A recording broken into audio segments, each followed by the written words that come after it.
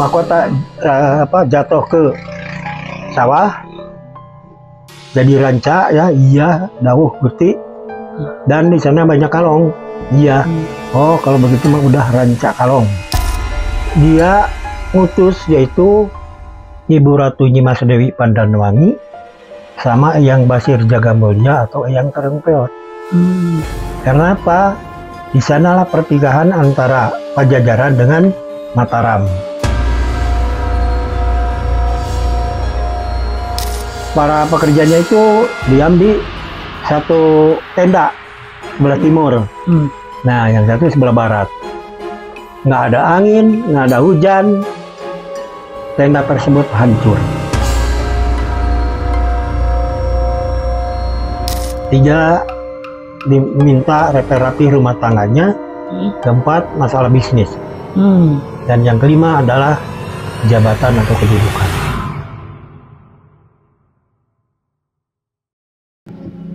Assalamualaikum warahmatullahi wabarakatuh. Sampurasun, Mugia Rahayu, Sagung Dumadi.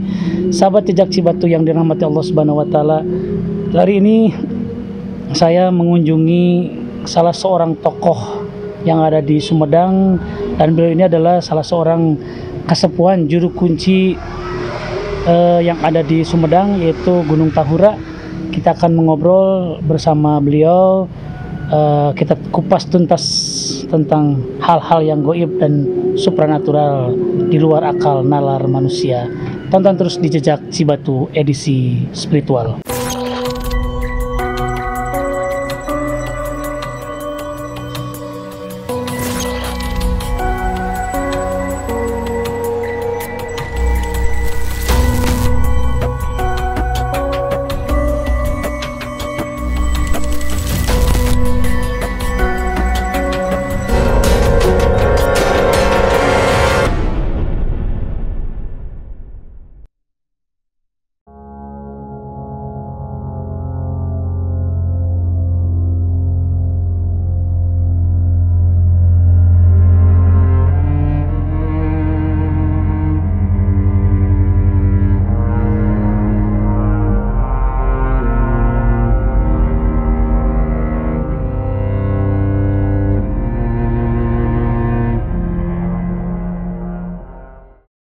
Assalamualaikum warahmatullahi wabarakatuh.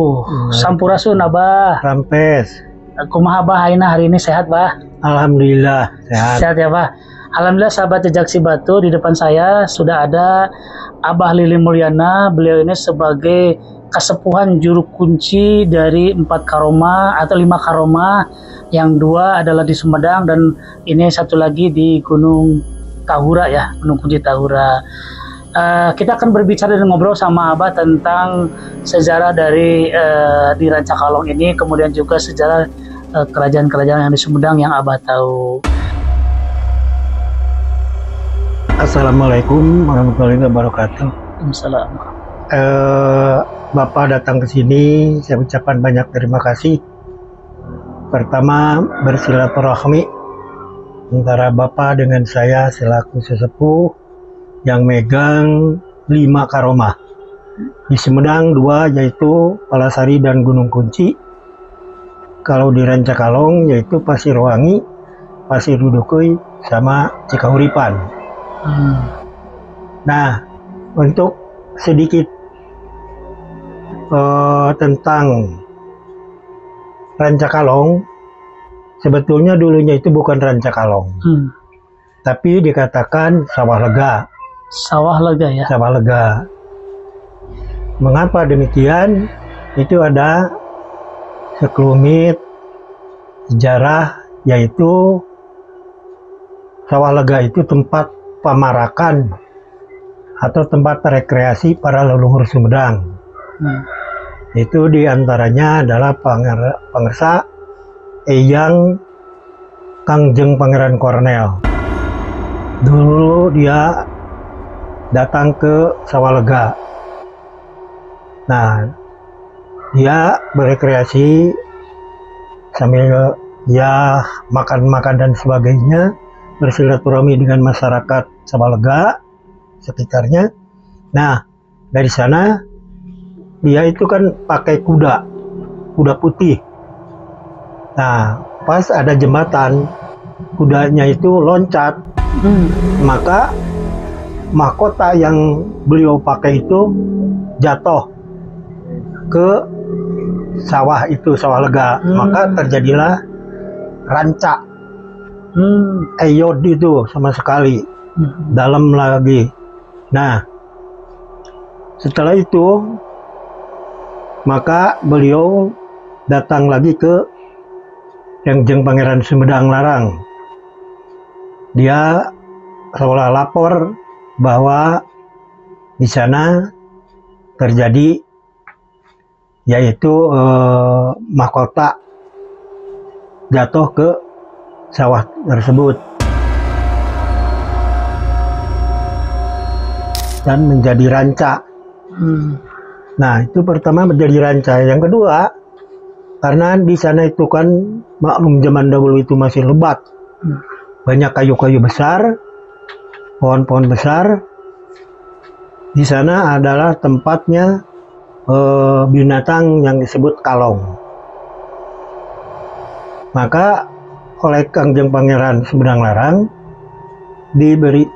dikatakan, oh kamu itu jadi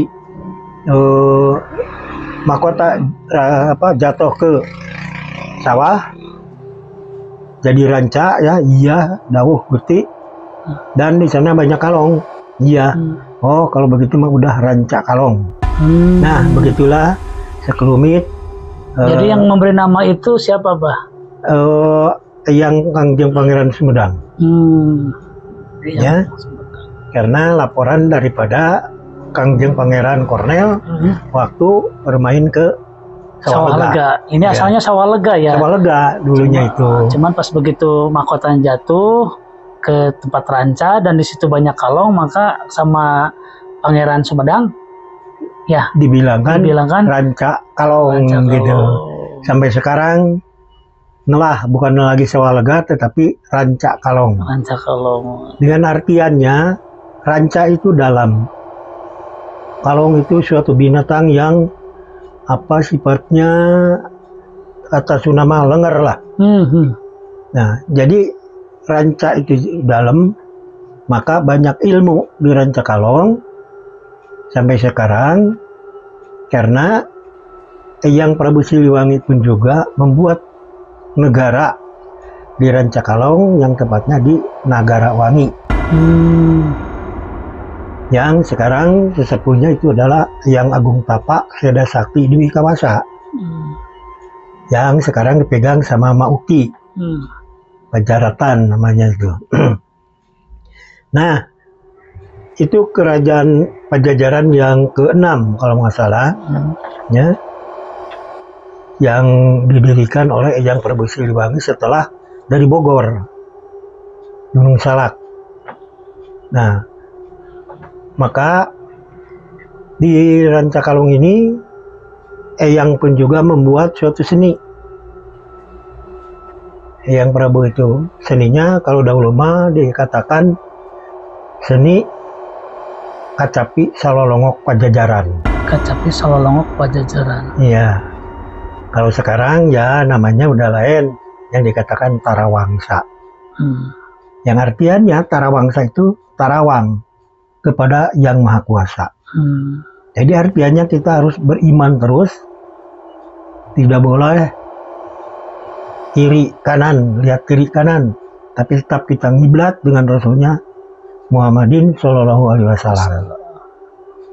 Nah, maka daripada itu sampai sekarang orang-orang ranca kalong itu tidak melupakan tradisinya, seperti nyajen, bersyukur nikmat. Kemudian Tarawangsa itu dilaksanakan kalau dulu itu setiap ampih pare rumpak jami, artinya setelah panen bersyukur kepada Yang Maha Kuasa, baru di sana nanggap atau Tarawangsa tersebut. Itu bersyukur kepada Yang Maha Kuasa, karena Sumedang dulu pernah puso. Pernah puso masalah pertanian. Mengapa? Dulu itu kan kita dijajah sama orang Belanda. Ya. Dan markasnya yaitu di Citungku. Yang sekarang dipakai SD Citungku. Nah, tapi buyut memerintahkan bahwa ambillah bini para itu dari Mataram. Mengapa? Dia ngutus yaitu Ibu Ratu Nyimas Dewi Pandanwangi sama Eyang Basir Jagamulya atau Eyang Terengpeot. Karena apa? Di sanalah pertigaan antara Pajajaran dengan Mataram.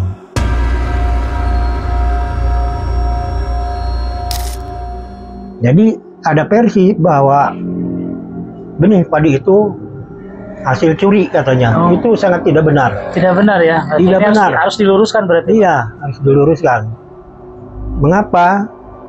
Orang Sumedang itu kan orang-orang maripat yang taat kepada Yang Maha Kuasa, taat ke Rasulullah. Jiwanya itu adalah, ajiannya adalah ilmu kesemedangan.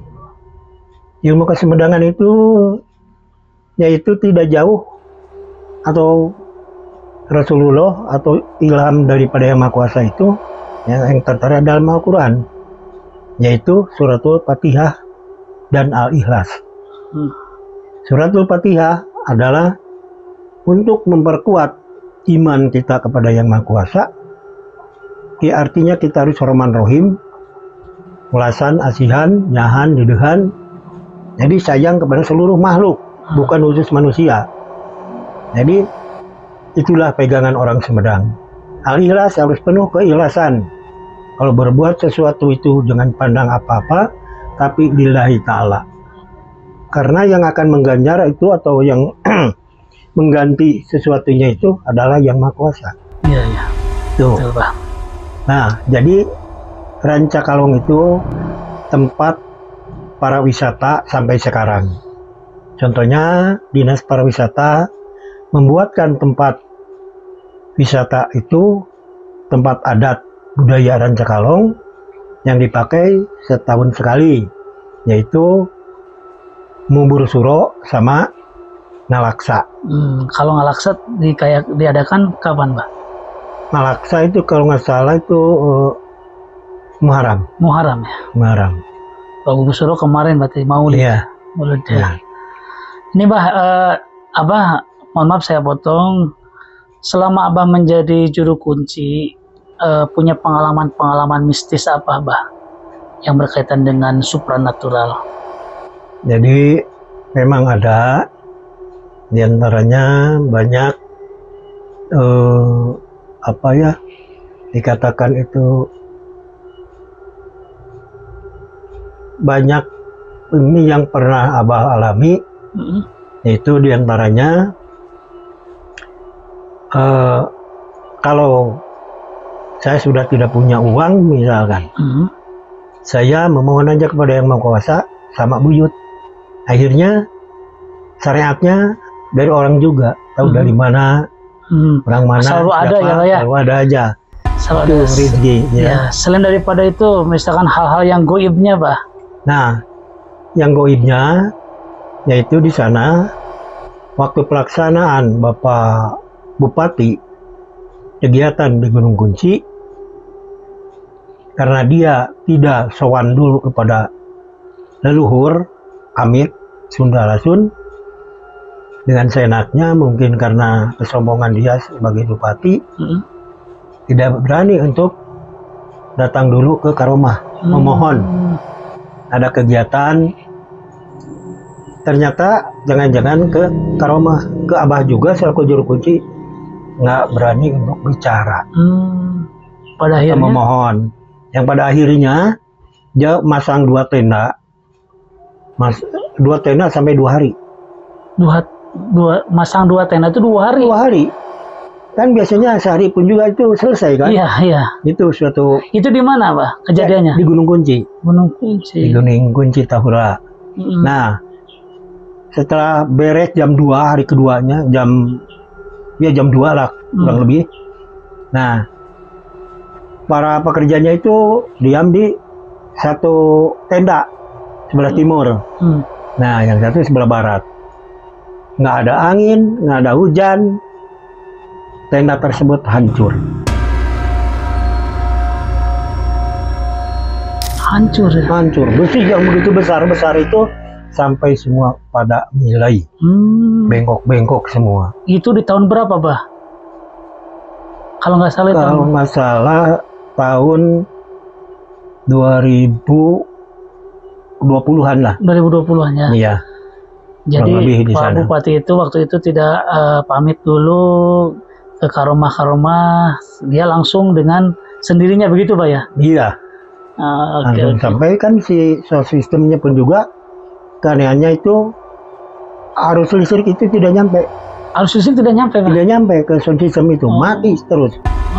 Nah, sampai memanggil PLN. Diselusuri, jalan katanya ini, nggak ada apa-apa. Terus dia periksa sound systemnya juga katanya nggak ada apa-apa. Nggak ada apa-apa ya. Gitu. Nah, itulah. Nah, itu akibat daripada tidak tata titik dulu ya, Pak. Itulah tata titik diduga peryoga, mete taraje nica kamalan, surti tarik itu hati-hati. Betul. Jadi anggo. Iya, Pak. Sudah dipakai sama beliau itu. Oke, Bah. Ini yang Abah yang di sini yang dekat rumah Abah ini adalah makom siapa, Bah? Makom Eyang Haji Sulaiman. Eyang Haji Sulaiman. Yang ada di berarti ada sama dengan yang ada di mana tuh, Gunung Gelis, Bah? Gunung Gelis juga ada Eyang Haji Sulaiman. Tapi di sini ada juga ya, Pak? Iya. Ini petilasan atau makom? Oh, katakan makom memang ada, itunya. Ya. Petilasan juga atau makomnya? Makom mungkin makom di sini mah, ya. Oke, makom. Nanti Bah bisa nanti ke sana ke Cikawuripan. Kalau di sana itu karomanya apa nih, Bah? Boleh saya tahu, Bah? Karomanya di sana kalau biasanya yang ziarah ke sana harus bawa ikan mas warna merah sebanyak 3 biji. 3 biji. Kalau saya nih nggak bawa nih gimana, Pak? Oh, karena itu kan tidak tahu ya. Ada rencana. Tidak ada rencana. Nggak apa-apa. Jadi bagi yang mau jarak ke sini, mau jarak ke mana ini yang Haji Sulaiman yang ada di mana, Pak? Cikawuripan. Bawa ikan mas 3 yang warna merah, Pak. Itu sebesar gimana ikan merahnya, Pak? Kecil-kecil aja. Kecil-kecil aja. Yang besar-besar. Itu silsilahnya bagaimana tuh, Bah? Jadi kesenangan buyut dulu ya senang beternak. Yaitu ternak ikan. Ternak ikan di sana. Jadi dia kesenangannya itu ikan yang berwarna-warni. Terutama ikan warna merah. Warna merah. Iya. Gitu. Maka sampai sekarang kalau ziarah ke Buyut Cikawuripan haruslah bawa ikan yang kecil 3 biji yang warnanya merah. Nah, itu padahal merupakan hurip bagi orang yang ziarah itu. Hurip yang hirup hurip. Ya, itu. Jangan hirup hurip orang yang berziarah ke sana. Nanti boleh saya ziarah ke sana, Bah? Boleh. Nanti saya juga insya Allah. Kalau karomah yang lain biasanya yang datang ke sana itu yang Abah tahu suka minta apalah gitu, Bah. Artinya harus kita luruskan juga, tapi mintanya kepada Allah ya, Pak ya. Iya. Tapi mintanya biasanya yang ziarah itu minta apa, Bah? Rata-rata satu minta dirinya sehat walafiat. Kedua, minta dimudahkan rezeki. 3, diminta rapi rumah tangganya. 4, masalah bisnis. Dan yang kelima adalah jabatan atau kedudukan.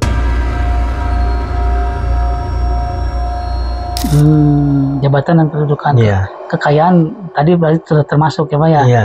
Bisnisnya di situ, Pak. Betul. Ada yang lagi disampaikan, Pak, tentang Rancakalong sebelum nanti kita mau jarak ke sana, Pak? Dari sini jauh nggak, Pak, tempatnya? Kurang lebih lah 2 kilo. 2 kilo. Pakai motor atau jalan kaki, Pak? Motor. Pakai motor. Pakai motor. Karena motor bisa disimpan di pinggir jalan, dekat. Oh, dekat ya. Buyutnya juga. Gitu. Iya, Pak. Apa yang lagi ingin disampaikan ke subscriber saya, Pak? yang ada di Rancakalong ini, ya maksudnya apa yang mau sampaikan Abah kembali buat para subscriber saya nih, Pak? Pesan Abah jangan sampai putus asa. Rame-ramean datang ke sini untuk silaturahmi. Jangan malu-malu lah ya. Iya, jangan malu-malu. Sama siapapun juga. Abah tarifnya berapa, Cen Abah? Nah, Abah nggak bikin tarif. Abah tinggal tarif. Terserah keikhlasan daripada para penziarah. Mengapa? Karena dari leluhur Abah itu begitu. Jadi tidak boleh narip. Tidak boleh narip dan tidak boleh ada harga-harga ya, Pak ya? Iya. Nulung kanu butuh, nalang kanu susahnya, Pak. Betul. Iya, Pak. Itu ada ini juga. Ya, setiap jarak ke karomah-karomah tersebut modalnya adalah 1 juta. 1 juta, Pak? Siapa tuh, Pak?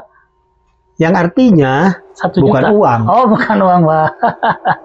Jadi ini singkatan. 1 juta. Ya, 1 juta itu singkatan daripada sa-nya sabar. Sabar. Ju-nya jujur. Jujur.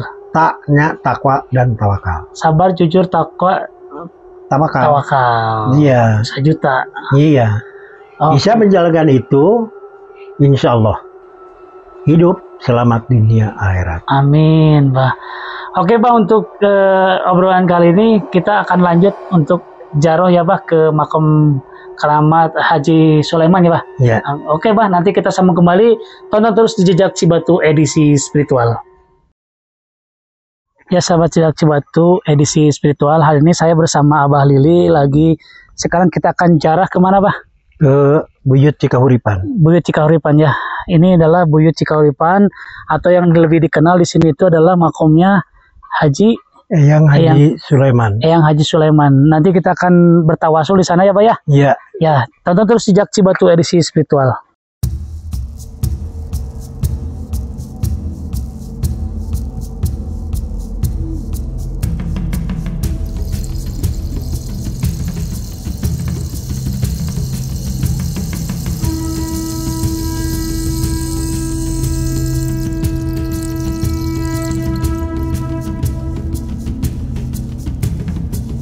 Oh, ini Sampurasun. Assalamualaikum.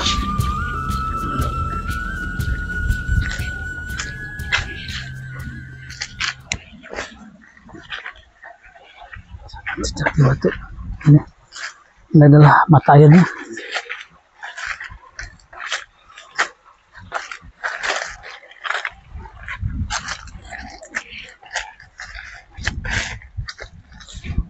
Assalamualaikum Sampurasun. Ini sahabat.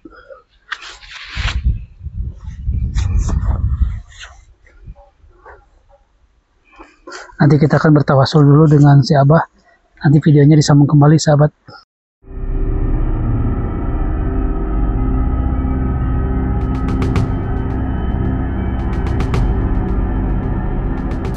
Ya, sahabat Jejak Cibatu, saya bersama si Abah akan melakukan tawasul di Cikahuripan ya, di Eyang Haji Sulaiman ya, sahabat. Lagi prosesi bakar dupa ya.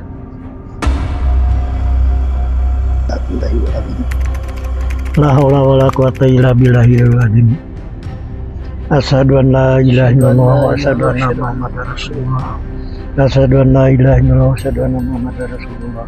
Asyhadu an la ilaha illallah wa asyhadu anna Muhammadar Rasulullah. Assalamualaikum sampurasun kapangersana. Eyang Haji Sulaiman